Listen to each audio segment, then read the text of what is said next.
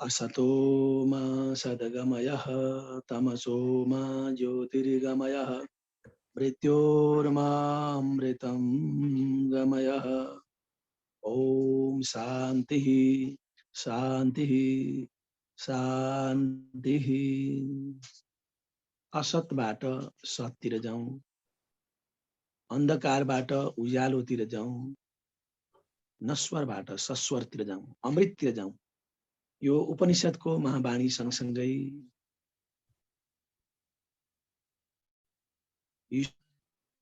अनि यो ज्ञान प्रदान गर्ने गुरुजनमा, ऋषिगणमा अनि यो सत्संगमा उपस्थित हुनुभएका दिव्य आत्माहरूलाई म यो सायंकालीन अभिवादन टक्राउँदछु। वास्तवमा यो रात्रिकालीन भइसकेको छ। अहिले अभिवादन टक्राउँदछु।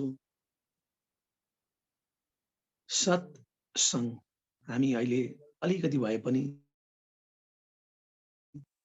सतको संग गरौँ भन्ने जुन चिन्तन बोकेर यो जाडोको समयमा पनि आफूलाई ताजा राखेर सबै ठाउँबाट सत्संग गर्न तयार भएका छौं। वास्तवमा थाहै नपाई जन्मियो, मृत्यु पनि थाहै नपाइकन हुने रहेछ। त्यो बीचमा जन्म, ज भनेको जन्मनु, म भनेको मरण हुनु, अनि बीचमा आएको नले त्यो जन्मने र मर्ने चक्रमा नपर्ने भन्ने कुरालाई बुझाएको कुरा बुढेसकाल लागेपछि अन्तिम समयमा होस हुँदाखेरि मात्रै थाहा पाइने रहेछ। जन्म भनेको चाहिँ एउटा जन्मने कुरा हो, एउटा मृत्यु हुने कुरा हो, तर त्यो बीचमा रहेको नले चाहिँ अब यी दुईटा चक्रबाट तिमीहरू छुट्नुपर्छ है भन्ने कुरा बताएको रहेछ। यी कुराहरू हामीले यस्तै सत्संगमा बसेका बेलामा थाहा पाउँछौं। आखिरी जन्म र मृत्यु यी दुईटा साँधभित्र जतिन्जेल हामी रहन्छौं त्यो भित्रको अवस्था चाहिँ हाम्रो जीवन रहेछ। जीवन अनि एउटा जन्म भयो, एउटा मृत्यु भयो। त्यो बीचको भागमा हामीले जे कुराको अनुभव गर्छौं, जो अनुभूति गर्छौं, कर्म गर्छौं, र यी सबै कुरा चाहिँ हाम्रा एउटा पूर्व जन्मका कर्मका वासनाबाट हामी त्यहाँ प्रेरित भइरहेका छौं। जे कुरा अहिले हामी गरिरहेका छौं, अर्को जन्मिसकेपछि जस्तो घरमा हामी जन्म्यौं र जोसँग हामीले संगत गर्यौं र जस्तो कर्म हामी गर्दैछौं त्यसबाट हामीले संस्कार भर्दैछौं, हिजोको संस्कार र आजको संस्कार। तर वास्तवमा हिजोको संस्कारलाई यदि नकारात्मक कुरा लिएर आएको रहेछ भने, जस्तो मलाई चाहिँ नि कसैको उन्नति देखेर मलाई ईर्ष्या लागिरहेको छ भने, अरूले काम गरेको देख्दाखेरि त्यस्तै काम गरौँ भन्ने भाव होइन, त्यो पनि पछि सरोस् भन्ने चिन्ता मभित्र जागृत भइरहेको रहेछ भने मभित्र नराम्रो संस्कार रहेछ। त्यसैले यसलाई मैले धुनुपर्छ भनेर सोच्नुपर्ने मानव जीवन रहेछ। उल्टै हामीले त्यो सोच्न छोडेर कर्मै त्यस्तो गर्न पुगेको हुनाले धेरै मानिसहरू सत्यको सुगन्ध पनि नपाई, नजिकमा त पुग्ने कुरै छैन, सुगन्ध पनि नपाइकन जीवनको अन्तिम क्षणमा पुग्छन्। आखिर त्यो अन्तिम क्षण के हो त भन्दाखेरि यो संसारको बाटिकामा अथवा चौतारोमा बसुन्जेलको समय हो। त्यो एउटा हाम्रो यात्रा त कहिलेदेखि भयो, अब यो यात्रा कहिलेसम्म हुन्छ भन्ने कुरा त ब्रह्मबाट आएको आत्मा अंश ब्रह्ममा नपुगुन्जेलसम्म त यो यात्रा चलि नै रहन्छ।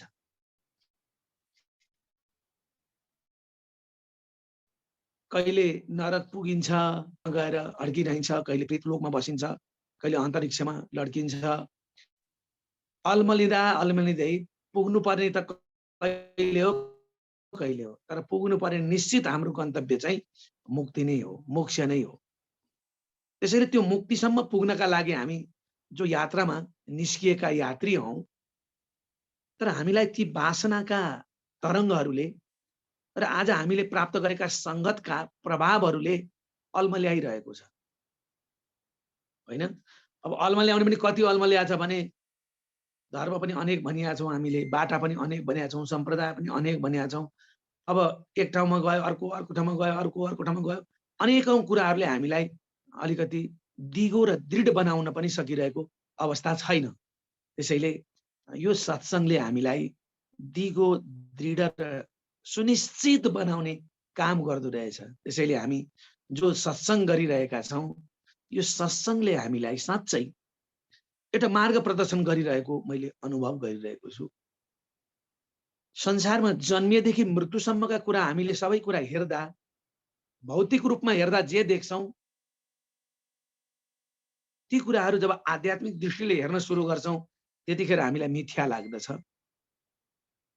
अनि आध्यात्मिक दृष्टि नहुन्जेल त्यो मिथ्या लाग्छ, त्यो झुटो लाग्छ। त्यो दृष्टि मिलेपछि झुटो लाग्छ भौतिक कुराहरू। त्यो दृष्टि नमिलुन्जेल भौतिक नै सबै कुरा लाग्छ हामीलाई। जब हामी आध्यात्मिकबाट आत्मिक बन्न पुग्छौँ, त्यो आत्मिक बनेपछि त्यो आध्यात्मिक कुरामा पनि हामी अब यो पनि हामीले चाहिँ जानुपर्ने चाहिँ अर्कै रहेछ है। यी इन्द्रिय, यी मसिना शरीरहरू भन्दा माथिको यात्रा जो सबैलाई ब्रह्ममय देख्ने दृष्टि रहेछ। आध्यात्मिक जीवनमा एकले अर्कोलाई दया माया करुणा गर्ने कुरा त त्यहाँ प्राप्त हुन्छ, तर सर्वम ब्रह्ममय जगत त हुँदैन। जब आत्मिक दृष्टिमा हामी पुग्छौँ, त्यसपछि मात्रै वास्तविक शङ्का, भ्रम यी सबै कुरा मेटिने रहेछन्। तर यो अहिले भौतिक जीवनमा अन्धकार जस्तो भएर त्यतापट्टि नफर्किने मान्छेलाई त त्यो एकदम कपोल कल्पित जस्तो लाग्छ। त्यसैले यो चिर्ने हाम्रो क्षमता होइन। हाम्रो कर्म के रहेछ भने आफूलाई बुझ्ने र आफ्नो नजिकमा बसेकोलाई, जिज्ञासा रहेकोलाई त्यो कुरा बुझाउने मात्रै रहेछ। जब हामी बुझ्छौँ, पहिलो कुरा चाहिँ के रहेछ भने आफूले बुझ्नुपर्ने कुरा रहेछ। आफूले नै नबुझेपछि उसले अर्कालाई त बुझाउन सक्दैन। त्यसैले सत्सङ्गले हामीलाई के गर्न सिकाउँदो रहेछ भने आफूतिर फर्कन सिकाउँदो रहेछ। जब आफूतिर हामी फर्कन्छौँ, आफूलाई चिन्छौँ, त्यसपछि हामी जब बुझ्न थाल्छौँ केही कुरा, यो सत्य हो, यो झुटो हो, शास्त्रले भनेका कुराहरू लाई यसरी बुझ्नुपर्ने रहेछ। सोझो रूपमा मात्रै बुझियो भने हामी अल्मलिने रहेछौँ। त्यसरी नअल्मलिनका लागि शास्त्र बुझेका व्यक्तिहरूको सङ्गत गर्नुपर्ने रहेछ भन्ने कुरा हामी थाहा पाउँछौँ र अरूलाई बुझाउन सक्ने रहेछौँ। अल्मलिएको व्यक्तिलाई त अरूलाई अल्मल्याउने नै हो नि त। त्यसैले नअल्मलिकन जानका लागि हामीले के गर्नु पर्दो रहेछ भने सत्सङ्ग गर्नु पर्दो रहेछ। भनेपछि सत्सङ्ग, सङ्ग त समूह पनि हो। कसको नजिकमा जानु त्यो सङ्ग हो। कसको नजिकमा गएर बस्ने त्यो सङ्ग हो। सज्जन के भनेको रहेछ त्यो भन्दाखेरि मैले यो सज्जनको बारेमा, सन्तको बारेमा अलिकति चिन्तन गरेँ। जो आत्मा राम हुन्छ, आत्मा र परमात्माका बीचमा सानिध्यमा जो रहिरहन्छ त्यो मात्रै सन्त हुँदो रहेछ। त्यसले त सन्त हुँदो रहेनछ। सन्त भनेको के हो भन्दाखेरि त्यो शान्त हुनु मात्रै सन्त होइन रहेछ। साधु र त्यहाँ पञ्चम स्कन्धमा साधुको व्याख्या विश्लेषण मैले अस्ति सुनाएँ। सदैव ब्रह्मसँग आत्मालाई जोडिरहने, चिन्तन गरिरहने जो व्यक्ति हुन्छ त्यो साधु हुँदो रहेछ। त्यसलाई हामीले सज्जन भन्दा रहेछौँ र सन्त पनि भन्दा रहेछौँ। जो सदैव कसैले प्रशंसा गरोस् नगरोस् एक रूपले अरूतिर नफर्कने, ब्रह्मतिर फर्कने सन्त हुँदो रहेछ। त्यस्ता व्यक्तिको सङ्गत गर्नुलाई चाहिँ नि सत्सङ्गत भनेको रहेछ, जसले सत्यलाई चिनेको छ। अब सत्य त तीनवटा छन्। एउटा त हाम्रो यो भौतिक सत्य छ जो हाम्रो अगाडि छ। अर्को पारमार्थिक सत्य छ। अनि प्रातिभाषिक सत्य पनि छ र परम सत्य छ। तीनवटा सत्य पार नगरुन्जेलसम्म यही सत्य ठिक होला भन्छ एउटा मान्छेले। त्यसपछि यो त केही होइन रहेछ, सत्य त अर्को रहेछ भन्छ आध्यात्मिक व्यक्तिले। त्यसपछि आत्मा चिनेको व्यक्तिले त्यहाँभन्दा माथि यो इन्द्रियको चक्करमा, मनको चक्करमा किन बस्छौ? बुद्धि विश्राम भएको अवस्था मात्रै सत्यमा नजिक जाँदो रहेछ भन्छ उसले। त्यसपछि आत्माराम ब्रह्ममय हुने जुन सत्य हो, त्यो शाश्वत सत्य त्यतिखेर मात्रै बुझ्न सकिँदो रहेछ, अनि मात्रै हाम्रो भ्रम नासिने रहेछ। त्यसैले मैले अब कपिल देवको सिद्ध्याएर आज मैले चाहिँ यो पुरञ्जनको उपाख्यानको पृष्ठभूमि यहाँहरूसँग राख्न खोजेको छु। यो एउटा ज्ञानका लागि एकदम सजिलो गरी प्रचेताहरूलाई नारदजीले गरेको उपदेश।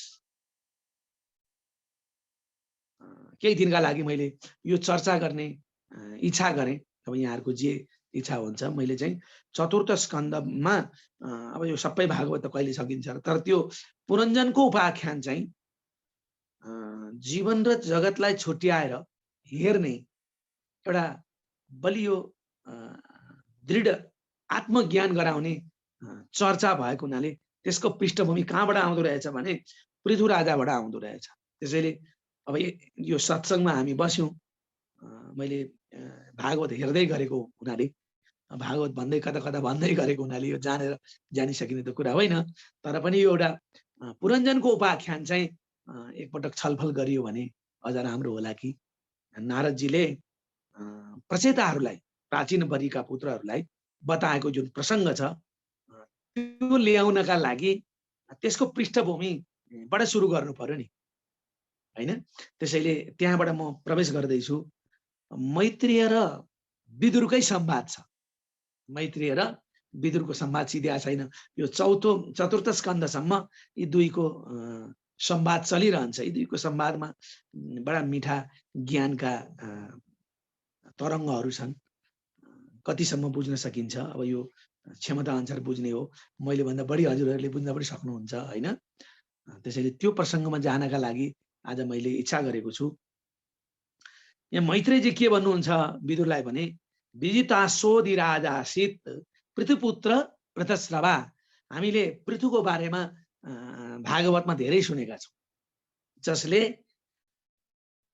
पृथ्वीलाई दोहन गर्नुभयो, होइन? बेन राजाका छोरा, बेनलाई ऋषिहरूको हुङ्कारले वध गरेपछि, जसले चाहिँ न यष्टव्यम न होतव्यम, पृथुका पिताले के भनेका थिए भन्दा जन्मिने बित्तिकै अङ्ग राजाका छोरा हुन्, पितालाई जीवित अवस्थामै मारेर म राजा बन्छु भनेपछि यसको हातबाट मर्नुभन्दा बरु म तपस्या गर्न जान्छु, जीवन बुझ्न जान्छु भनेर उसलाई राज्य सुम्पेर वनमा गएपछि ऊ राजा हुने बित्तिकै उसले के भन्यो भन्दा, म राजकुमार होइन मात्रै होइन, अब राजा भएँ। यो देशमा अब न यष्टव्यम न होतव्यम, देवताको पूजा पनि नगर्ने, होम पनि नगर्ने, भजन कीर्तन पनि नगर्ने। यदि देवता मान्छौ भने अब यो पृथ्वीको देवता मै हुँ। त्यसैले तिमीहरूले होम गर्ने घिउ मलाई ल्याएर दिनु, भगवानलाई चढाउने दुध मलाई ल्याएर चढाउनु। यदि मेरो अगाडि तिमीहरूले यज्ञ गर्यौ भने तिमीहरूलाई म मृत्युदण्ड दिनेछु भनेर बेनले भनेपछि ऋषिहरू त अब ऋषिहरूको कर्तव्य के हुन्छ भने एउटा व्यक्तिलाई खुसी पार्नका लागि उनीहरूले जे भनौँ त्यही गर्नु होइन। यो सृष्टिको चक्रलाई बचाएर राख्ने उहाँहरूको ध्येय हुन्छ, सृष्टिकै चक्र बचाएर राख्ने। त्यसैले उहाँहरूले बडा गम्भीर भएर सोच्नुभयो, बेनले होम गर्नु हुँदैन भन्यो, किनभने होम नगरेसम्म वातावरण शुद्ध हुँदैन। आकाशबाट वर्षा हुने बेलामा जो बादलको एउटा चाहिँ सुन्दर बादल बन्दैन, जसले गर्दा उत्तम अन्न यो धरतीमा उत्पत्ति हुँदैन। त्यसैले देवताको शक्ति बढाउनका लागि पूजाको कर्तव्य गरिएन भने देवताको शक्ति पनि बढ्दैन, र ध्यान र ज्ञानका लागि साधना भएन भने मनुष्यले ब्रह्म प्राप्ति पनि गर्दैन। त्यसैले यी तीनटै कुरा बिग्रिने भए एकपटक सम्झाउँ भनेर उनीहरू आइसकेपछि बेनलाई सम्झाए। बेन तमोगुणले भरिएको बुद्धिले सत्य के हो चिन्दैन। उसले के देख्छ, आफ्नो अगाडि जे छ त्यही सत्य मान्छ। जसरी एउटा व्यक्तिले खाना खान जाँदाखेरि यो खाना पेट भर्नका लागि खाने कुरा हो भन्ने मात्रै सम्झिन्छ, अथवा अचार विचार थुप्रै प्रकारका त्यहाँ चिजहरू बनाएको हुन्छ। यो जिब्राको एकदम मिठा कुराहरू हुन्, यो जिब्राका लागि हामीलाई चाहिन्छ भन्ने मात्रै सोचेको हुन्छ। तर अलिकति गम्भीर व्यक्तिले, अलिकति आध्यात्मिक व्यक्तिले के सोचेको हुन्छ भन्दा अन्नभित्रको जुन रस छ त्यो रस, त्यो अन्न रोपेदेखि काटेदेखि सङ्कलन गरेर राखेसम्मका कुराहरू त्यहाँभित्र भिजेर आएका हुन्छ। प्रकृतिले दिएको सम्पूर्ण कुराहरू त्यहाँ हुन्छ। मान्छेका सोच, मान्छेका विचार, पकाउने व्यक्तिले के सोच्छ, धान काट्ने व्यक्तिले के सोच्छ, होइन, झार्नेले के सोच्छ, अनि त्यसलाई सुधार्नेले के सोच्छ, यी सबै कुराहरू एउटा ऊर्जाको रूपमा त्यो अन्नमा गएर बसेको हुन्छ। त्यसैले त्यसले हाम्रो बुद्धिलाई प्रभाव पार्छ। अन्न गुण बुद्धि भन्छौँ नि हामी, पानी गुण प्राण भन्छौँ। अलिकति मास्टिन आएको व्यक्तिले चाहिँ नि त्यहाँसम्म सोध्छ। त्यसैले हेर बेन, तिम्रो बुद्धि तमोगुणी छ। तिमीले जे अगाडिका कुरा देख्यौ त्यही मात्रै सत्य ठान्यौ। हामीले भगवानमा लगेर दुध चढाउँदाखेरि खेर गएको देख्यौ तिमीले, त्यसले दिने कुरा के हो? त्यो त देखेनौ नि, त्यो देखिने कुरा होइन। हामीले अग्निमा लगेर जो चाहिँ नि बीजहरू, औषधिहरू, घिउ, तिल, जौ हवन गर्छौँ र त्यसबाट निस्किएको विद्युत, त्यसबाट निस्किएको पोजिटिभ त्यो तरङ्ग तिमीले देख्दैनौ। अनि त्यसले के गर्दैछ त यो हामीलाई बचाउनका लागि भन्ने तिमीले देखेनौ। तमोगुणी बुद्धिको दृष्टिले त्यो देख्दैन पनि। त्यसैले यदि तिमीले सदियौँदेखि हामीले सत्य बुझेर गर्दै आएका कुरा रोक्छौ भने हामी पनि चुप लागेर बस्नु हुँदैन। किनभने एउटा विद्वानको कर्तव्य के हुन्छ? सत्य मासिन लाग्यो भने बरु आफू मासिन तयार हुनुपर्छ, तर सत्यलाई बचाउनका लागि सदैव तत्पर हुनुपर्छ। त्यसैले तिमीले अहिलेसम्म हामीले राजा त चाहिन्छ, प्रशासन भएन भने अराजक हुन्छ। अराजकै लोक यसमिन, जसलाई जे मन लाग्यो त्यही गर्छ, प्रशासन बिना हुँदैन। तर यस्तो राजा नबनोस् जसले गर्दा अनादिदेखि चलेको हाम्रो जुन सभ्यता नमासियोस् र यो धरतीको अस्तित्व नमेटियोस्। धरतीको अस्तित्व केमा टिकेको छ भन्ने कुरा तिमीले बुझेनौ। त्यसैले यो प्रकृतिको नियमलाई बचाउनका लागि पनि हामीले तिमीसँग प्रतिकार गर्नुपर्छ भनेपछि तिमीहरू निर्बलीय व्यक्तिहरूसँग के हुन्छ? जटा पालेका छौ, तिमीहरूलाई हतियार चलाउनु पनि आउँदैन। हामीसँग हतियार छन्, अहिले तिमीहरूलाई यी मृत्युदण्ड दिन्छौँ हामी भनेर उसले सेनाहरू राखेका थिए। आफ्ना हतियारको प्रदर्शन गरेर त्यो मूर्खताको जुन बल देखायो, त्यो बेलामा त्यहाँ उपस्थित भएका ऋषिहरूले के गर्नुभयो भने एउटा कुश लिनुभयो। त्यो हामीले मन्त्र जप्दाखेरि बीचमा र अन्तिममा हुम लगायो भने मारण मन्त्र हुन्छ कि, त्यो मारण मन्त्र हुने रहेछ। अनि त्यो मारण मन्त्रको मन्त्र शक्ति कस्तो हुन्छ भन्ने कुरा त्यहाँ ऋषिहरूले देखाएका छन्। यो चाहिँ कतिखेर प्रयोग हुन्छ भन्दाखेरि जब सत्यलाई नै विचलनमा ल्याउँछन्, सत्य नै डगमगाउँछ भने त्यतिखेर प्रयोग गर्दा रहेछन्। हाम्रो खुसीका लागि होइन, एउटा क्षणिक स्वार्थका लागि होइन रहेछ। त्यतिखेर त्यो कुशलाई उनीहरूले त्यो मन्त्र जपेर हुङ्कार उच्चारण गरिसकेपछि छोडिदिए। त्यो कुशले बेन विनष्ट भयो, मृत्यु भयो। आजको ब्रह्मास्त्र भन्दा पनि शक्तिशाली त्यो मन्त्रको प्रभाव र कुशको प्रभावले बेनको नष्ट भयो। नष्ट भइसकेपछि अब उनीहरू आजभोलि जस्तो भएको भए त के गर्थे भने म राजा बन्छु भन्थ्यो होला, होइन, म मन्त्री बन्छु भन्थ्यो होला। त्यतिखेर उनीहरूसँग के थियो भन्दाखेरि यो राजा हुनु, मन्त्री हुनु ठुलो कुरा होइन। ज्ञान प्राप्त गर्नु, ईश्वर प्राप्त गर्नु सबभन्दा ठुलो कुरा हो। तर यो प्रशासन चलाउनका लागि चाहिँ नि प्रशासनिक क्षमता चाहिँ त्यो एकदम उसको चाहिँ त्यो भित्रै गढेको हुनुपर्छ। त्यसैले अंगराजाको अंशबाट जन्मिएको बेनभित्र नै त्यो कुरा त बसिरहेछ नि त, बेनभित्र नै त्यो कुरा बसिरहेछ। त्यसैले यही बेनबाट नै त्यसलाई उत्पादन गर्नुपर्छ भन्ने उनीहरूले विचार गरे। किनभने सबैभन्दा पहिला बिरजा नामक राजाको उत्पत्ति त भगवान विष्णु नै बिरजा हुनुभएको हो। त्यो विष्णुकै अंशबाट राजाहरू उत्पत्ति भएको प्रसङ्ग छ। त्यसैले कतै न कतै त्यो विष्णुको अंश अंगराजाभित्र छ भन्ने सोचिसकेपछि उनीहरूले त्यो बेनमा आएको छ भन्ने बुझेर बेनलाई मन्थन गरे, भित्र बसेको छ भनेर। त्यसैले तिघ्राको मन्थन गर्दाखेरि निषादको उत्पत्ति भएको छ। त्यो निषाद चाहिँ नै उसले सुरुमै बोल्दाखेरि धर्म रक्षा हुने कुरा उनीहरूले देखेनन्, उसको हाउभावले देखेनन्।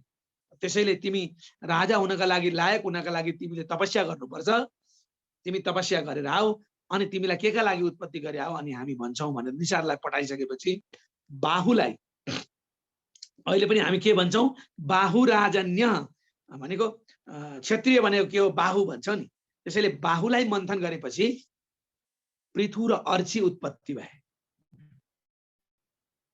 पृथु राजा, अर्ची उत्पत्ति भने त्यो अङ्गराजाकै अंशका रूपमा बेनबाट मान्छेभित्र राम्रो र नराम्रो दुइटै कुरा हुँदो रहेछ। निषाद पनि त्यही बेनबाट निस्कियो, त्यहीबाट उत्पत्ति भयो, अनि पृथु पनि त्यहीबाट उत्पत्ति भयो। भनेपछि शरीरमा, हाम्रो शरीरमा देव अंश पनि छ, असुर अंश पनि छ भन्ने कुराको यो चाहिँ एउटा राम्रो उदाहरण पनि हो। असुर अंशबाट अथवा नकारात्मक प्रभावबाट निषादको जन्म भयो। सकारात्मक देवमय अंशबाट कसको उत्पत्ति भयो, उसको चाहिँ पृथु र अर्चीको उत्पत्ति भयो। अर्थात् नारायण र लक्ष्मी नै भन्नु न, उहाँको उत्पत्ति भयो। भनेपछि हाम्रो शरीरमै राम्रो र नराम्रो दुईटा कुरा हुँदो रहेछ। त्यसलाई सबैभन्दा अगाडि के आउँदो रहेछ भने नराम्रो कुरा आउँदो रहेछ। तर त्यसलाई चिनेर ठिक ठाउँमा लाउन चाहिँ हामीले प्रयत्न गर्नुपर्छ भन्ने कुरा यो बेनको चरित्रबाट हामीले लिन सक्ने रहेछौँ। मैले त्यस्तो अनुमान गरेको छु। त्यसपछि पृथुले जब आफू राजा भइसकेपछि त्यतिखेर सबैजना जनताहरू, विशेष गरेर पृथु जन्मिने बित्तिकै अब हामीले यो देशलाई राम्रो बाटोमा लिएर जाने एउटा सुयोग्य व्यक्ति प्राप्त गरौँ भनेर त्यहाँ प्रशंसा अथवा गुणगान गाउने व्यक्तिहरूले, राजाका गुणगान गाउने व्यक्तिहरू हुन्छन्, गुणगान गाउँदाखेरि पृथुले रोक्नुभयो। हेर, अब हामी सत्ययुगको जस्तो छैनौँ, अहिले अलिक पछि गइसकेका छौँ। त्यसैले मनुष्यलाई कर्म अनुसारको प्रशंसा गर्नुपर्छ। जब कर्म राम्रो गर्छ अनि प्रशंसा गर्नुपर्छ। अगाडि प्रशंसा गर्यो भने भोलि काम बिग्रियो भने के गर्ने? त्यसैले मेरो प्रशंसा अहिले तिमीहरूले नगर, मलाई काम गर्ने बाटो देखाओ, गुरुहरूले मलाई ज्ञान दिनुहोस्, गर्ने काम म गर्छु, तर बुद्धि गुरुहरूले दिने हो। त्यो बुद्धि अनुसारको काम म गर्छु र तिमीहरूले प्रशंसा चाहिँ मैले काम गरिसकेपछि गर्नु भनेर सबै बन्दीजनहरूलाई उहाँले सम्झाउनु भएको छ। पृथु कस्तो राजा हुनुहुन्थ्यो भन्ने कुराको पहिलो उदाहरण पृथुकै कारणबाट यो धरतीको नाम पनि पृथ्वी भएको। किनभने बेनले जब शासन गरे, त्यो शासन गरेको बेलामा धरतीमा 3 प्रकारका लक्ष्मीहरू बसेका हुन्छन्। यो द्रव्य शक्ति पनि लक्ष्मी नै हुन्, अन्न शक्ति पनि लक्ष्मी नै हुन्, आनन्ददायी शक्ति पनि लक्ष्मी नै हुन्। तर त्यो अन्न आदि रसहरू चाहिँ नै सबै पृथ्वीले आफूमा लिनुभएछ। पृथ्वी आफै पनि लक्ष्मी हुनुहुन्थ्यो। सबै आफैले लिएर पापीहरू बढे भने अनावृष्टि हुने, खण्डवृष्टि हुने, हामी भूकम्प भन्छौँ हैन, थुप्रै यस्ता किसिमका समस्याहरू आउने रहेछन् है, बाढी पहिरो। त्यसैले त्यहाँ पृथ्वीले पनि त्यस्तै विचार गर्नुभयो र सम्पूर्ण अन्नाजहरू चाहिँ नि आफूमै लिनुभयो र त्यो तमोगुणी अन्न जो चाहिँ नि सामान्य रूपको अन्नलाई मात्रै उहाँले दिनुभयो। जनताले विचार गरे, त्यस्तो राम्रो धान फल्थ्यो, त्यति राम्रो गाईले दुध दिन्थ्यो, यो के भएको? यो पक्कै पनि राजाबाट पो खराबी भयो कि? हामीले सोध्नुपर्छ राजालाई भनेर सबै जनताहरू राजाका आँगनमा आएर बसे। सोध्नुभयो उहाँले, तपाईहरु किन आउनुभयो भनेपछि, हेर्नुहोस् महाराज, अङ्गराजको पालामा यो देशमा अनिकाल लागेको थिएन। हामीलाई यज्ञ गर्ने प्रशस्त वनस्पति पनि थियो, गाईले दुध पनि दिन्थिन्, अनि घिउ पनि हुन्थ्यो। अहिले त सबै कुरा घटेर गयो भनेपछि धर्ममा काहीँ न काहीँ राम्रो भएन जस्तो लाग्छ हामीलाई। हुन त बेन आइसकेपछि नै यी कुराहरू सुरु भएका हुन्। ऋषिमुनिहरूले डराएर उसका अगाडि होम नगर्दाखेरि आएको समस्या पनि हुनसक्छ।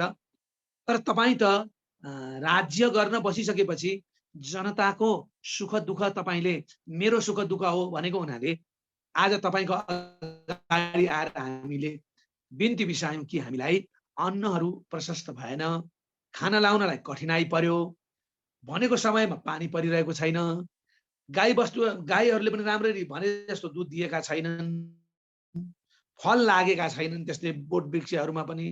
यहाँ कहाँनेरि दोष छ त? यो दोष केलाउने काम राज्यबाट हुनु पर्यो नि। राज्यको प्रमुख त तपाईँ हुनुहुन्छ भनेपछि पृथ्वीराजले यसो विचार गर्नु के भएछ त भन्ने विचार गरिसकेपछि अधर्म भएको देख्नुभयो। त्यसैले त्यो अधर्म भएको देखिसकेपछि अधर्मका कारणबाट यी सबै कुरा आएका हुन् है भन्ने कुरा थाहा पाएपछि पृथ्वीमा कहाँ कहाँ कसरी अनाचार भइरहेको होला भनेर विचरण गर्दै जाने क्रममा सबैतिर ठिकै देख्नुभयो। किनभने पृथ्वी आफै लक्ष्मी र नारायणको अंश भएको हुनाले मानिसहरूभित्र त त्यो आत्मा हो, दिव्य नै थियो। तैपनि अन्तिममा उहाँले फेरि ध्यान दृष्टिले हेर्दाखेरि गाई चाहिँ भगवान नारायण कहाँ जानका लागि गाईको स्वरूप गरेर पृथ्वीले सबै अन्नहरू रसहरू आफूमा लिएर गएको देखिसकेपछि अनि वध गर्नका लागि तयार हुँदाखेरि त्यहाँ गाईले धेरै कुरा भन्नुहुन्छ। गाईलाई मार्नु हुँदैन, तपाईँ जस्तो राजा भएर गाईलाई मार्नुहुन्छ भन्दाखेरि तिमी गाई भए पनि मैले यो देशमा रहेका जनतालाई सुरक्षा गर्न सकिनँ भने म राजा हुन्न। मेरै आफ्नै व्यक्ति पनि त्यहाँ राज्यमा अपराध गर्छ भने उसलाई मैले दण्ड दिइनँ भने म के राजा हुन्छु? त्यसैले म तिमीलाई बाँकी राख्दिनँ भनेपछि स्त्रीको वध गर्न तिमीले कसरी हुन्छ भनेपछि राज्यमा अनैतिक गर्छ त्यो व्यक्तिले अथवा मेरा जनताहरूलाई भोकै राख्छ जसले, त्यसलाई मैले कसरी बाँकी राख्छु? यसकै लागि मैले चाहिँ प्रतिज्ञा गरेको छु। किनभने पृथु राजादेखि अहिलेसम्म राज्यमा गएपछि शपथ खाने चलन छ नि, उहाँले पहिला खानुभएको थियो, पृथु राजाबाट आएको यो चलन। मैले शपथ खाएको छु अथवा प्रतिज्ञा गरेको, शपथ होइन प्रतिज्ञा, त्यो शब्द प्रतिज्ञा हो। मैले प्रतिज्ञा गरेको छु देश मेरो घर हो, जनता मेरा सन्तान हुन्, उनीहरूलाई परेको सुख दुःख मेरो सुख दुःख हो भनेर मैले जो प्रतिज्ञा गरेको छु त्यसलाई त म झुट हुन दिन्न। मेरो कर्तव्य त पहिला त्यो हो। त्यसैले म तिमीलाई वध गर्छु भनेपछि पृथ्वीले चिन्नुभयो। स्वयं भगवान आएर म त भगवानलाई नै गएर बिन्ती बिसाउन लागेको थिएँ, म यो पृथ्वीको भार बोकेर बस्न सक्दिनँ प्रभु, मैले यो ईश्वरमा अर्पण गर्ने चिज मैले समेटेर लिएर आएको छु भनेर जान लागेको थिएँ। आखिर भगवानै आउनुभयो भने मैले यहाँ अब चाहिँ ढिला गर्नु हुँदैन भन्ने सम्झिएर, दण्ड पाइन्छ भन्ने सम्झिएर उहाँले प्रार्थना गर्नुभयो। लौ बाछो बनाएर सबैलाई जसको जे चिज हो त्यो दुन लगाउनुहोस् भनेपछि इन्द्र आफै बाछो भनेर अमृतहरू दुहेका छन्, बृहस्पतिले विद्या दुनु भएको छ, बलिले असुरलाई चाहिने कुरा दुनु भएको छ हैन। सबै यो वसुहरूले आफ्नै चिजहरू दुहे र पृथ्वी दोहन भनेको के हो भने हामीले यो संसारमा विष पनि यही प्राप्त गर्छौं, त्यो मदिरा पनि यही प्राप्त गर्छौं, अमृत पनि यही प्राप्त गर्छौं, यही संसारमा प्राप्त गर्छौं भन्ने कुरा न हो।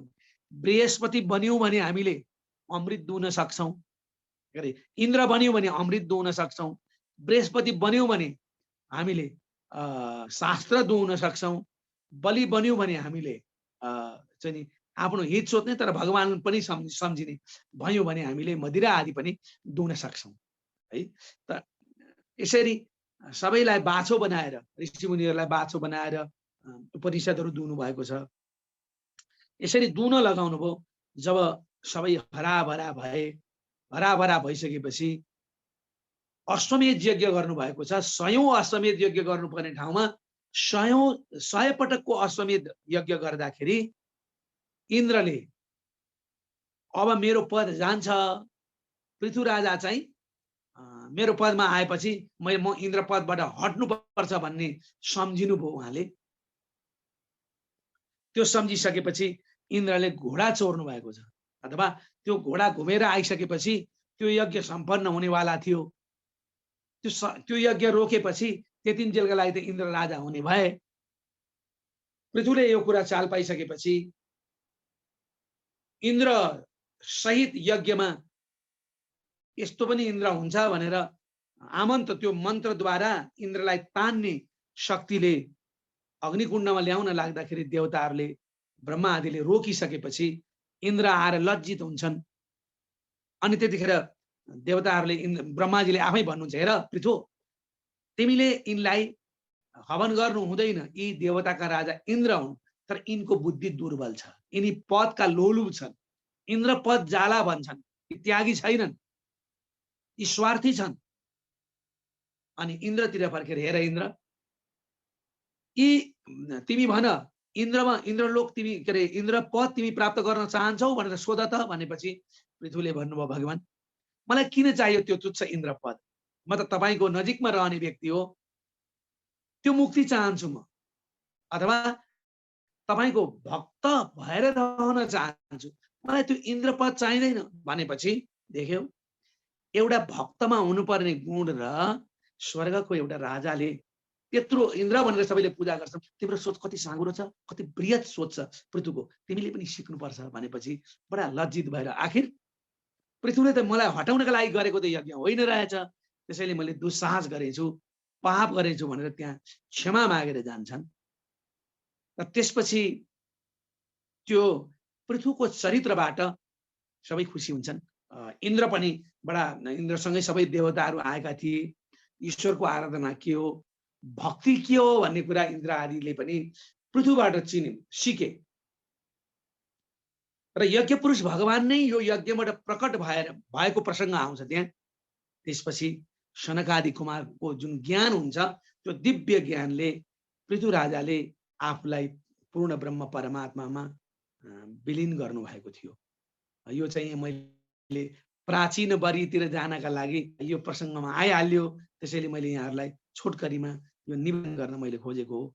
र यो पृथु सम्झिँदाखेरि पृथ्वीलाई सम्झिन्छ, उनी पृथु राजाले पृथ्वीलाई दोहन गरेको हुनाले अहिले यो जगतलाई हामीले पृथ्वी भनिरहेका छौँ। र उहाँले जो जम्बूद्वीपको राज्य गर्नुभएको थियो, पूर्ण जम्बूद्वीपको राज्य गरेको हामीले सुन्न पाउँछौँ। त्यसैले यति शक्तिशाली राजा, जो राजामा जनताभन्दा प्रिय अरू कुरा केही थिएन र ईश्वरभन्दा आत्मीय कुराहरूको केही थिएन। र हामी जो जम्बूद्वीपमा बसेका छौँ, त्यो जम्बूद्वीपको विशेषता नै यही हो, उसले ईश्वर र जगतलाई ईश्वरको सिर्जना सम्झिएर आफूलाई गोठालो सम्झिएर रहने। राजाले पनि के सम्झिने भन्दाखेरि म ईश्वरको गोठालो, कस्तो गोठालो भन्दा जनताको सुरक्षा गर्ने गोठालो, जनताले आफ्नो कर्म गर्ने काम ठिक गर्दैछ कि छैन भनेर हेर्ने गोठालो मात्रै हो भन्ने एउटा चाहिँ चिन्तन बोकेको यो जुन जम्बूद्वीप हो, त्यो जम्बूद्वीपको एउटा इतिहास सामान्य खालको छैन। र त्यहाँका राजा हुनुहुन्थ्यो पृथु राजा, र उनका भाइहरू थिए, 4 भाइ। अब पछि अन्तिममा पृथु राजाले आफ्ना जेठा छोरा पृथुपुत्र पृथुश्रवा विजिताश्वलाई राज्य सुम्पिएर, अब हेर्नुहोस् त्यतिखेरका कुनै पनि यो भारतवर्षमा राज्य गर्ने कुनै पनि राजाहरूले राज्य गर्दै गर्दै त्यसरी सजिलै मरेका छैन, थोरै मात्रै त्यस्ता अचानक गएका मात्रै छन्। नभए सबैले के गरेका छन् भने एउटा समयसम्म राज्य चलाएर अनि आफ्नो आत्मबोध गर्नका लागि ध्यान मार्गमा जाने, गुरुको सत्सङ्गमा गएर जीवनलाई परमात्मामा लीन गरेको इतिहास मात्रै छ। त्यो इतिहास आजका आधुनिक राज्य व्यवस्था चलाउने व्यक्तिहरूको दिमागमा पसेको पनि छैन, घुसेको पनि छैन। यो बेअर्थको चिजमा अल्झिएर जीवनलाई गुमाएर मर्नुभन्दा केही प्राप्त गरौँ भन्ने जो चिन्तन बोकेको यो जम्बूद्वीपको परम्परा विशेष गरेर भारतवर्षको जुन परम्परा छ अहिले चाहिँ यो नक्कली राज शासन र यो राजनीतिले सबै खाइदियो। त्यसले गर्दा अज्ञानमै राजा मन्त्री बने र अज्ञानमै मृत्यु भएर गइरहेको प्रसङ्ग छ, हामीले बुझ्नुपर्छ। त्यसैले ज्ञानमा पुग्ने अत्यन्त कम भए। यो परम्परा हामीले पृथुको चरित्रबाट पनि प्राप्त गर्न सक्छौँ, राजा भरतको चरित्रबाट पनि हामीले प्राप्त गर्न सक्छौँ। म अर्को दिनमा यहाँहरूसँग मैले आज 24 यो चाहिँ विजिताश्वबाट जाउँला भन्ने सम्झेको थिएँ। त्यो विजिताश्वको पिता पृथुमा जाँदाखेरि पृथु कस्तो हुनुहुन्थ्यो त भन्ने कुरा बुझाउनका लागि यो प्रसङ्ग मैले राखेँ। त्यो यही प्रसङ्ग सँगसँगै समय पनि गएछ। त्यसैले अब विजिताश्वबाट प्राचीन बरीसम्म पुग्दाखेरि हाम्रो अर्को श्रृङ्खला आउँछ होला।